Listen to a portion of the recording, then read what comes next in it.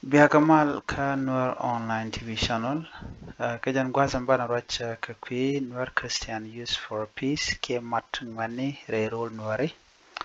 En mabukon kullin gwas menta me mat ngwani re wich ka Wulang County. Canadian content re wich ka Nasser. Jandan bukon ling gwas me ko gor kone gwa en waban jangajan wangumile rodom. Mone.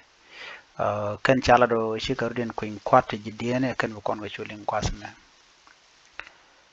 mi jarama jidit ka Noor online TV channel gore jeno jender subscribe ki der jinwa kana asin ko ken mad jinasar tinte ka Wulang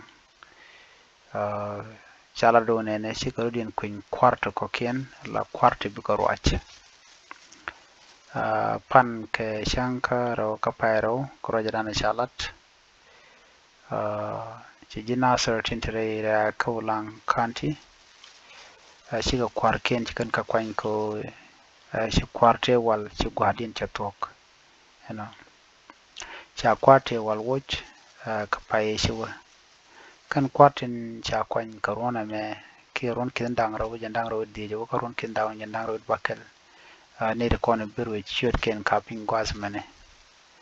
ram nyaman cha kwany gadwech welteng jen kwarndit jal kerut kuarin rawda chual gat kutbut kuar wargane right tongue kwa jen kuar yone tiasa kwak ngau kuar yone mirawda kuar yone mandi jen ne algo right tongue kwa jen kuar yone mandi ano ramdan la vice de tiasa kwak ngau kuar yone mirawda rambaro de David nyok wijual ran lere war yekun kwar kwakne Luka Peter Kwang kwerin gwitin chalat amdanan gwingwane mut kailech lue kwari kiramdan la advisor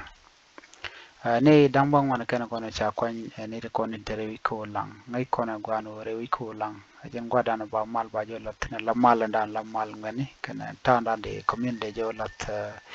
de jo lat dobo dan de na ta kamal ka je ki de na de ko loj marka kane titi sha ka kwany jina certain sheng ko Wulang la kwarken ka jarwona me chawra juma chala non ramadana lat ke queen kware ke tede la kwaren danan kwany kan nat ke tede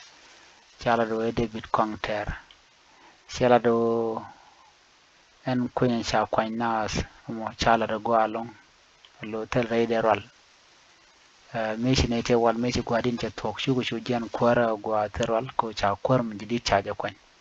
mugui kon en Noor Christian Youth for Peace me ko jan man ngane ka do bran chala ke gwasa me no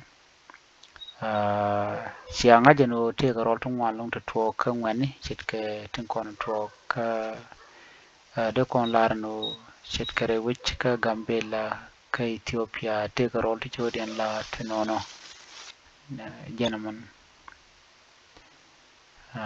son madamo ka kan kingwan ko ne chodin kwan shilodin te do lon ko chikan na me chikan latkel re malga ki ke chara ko ne kan go kwan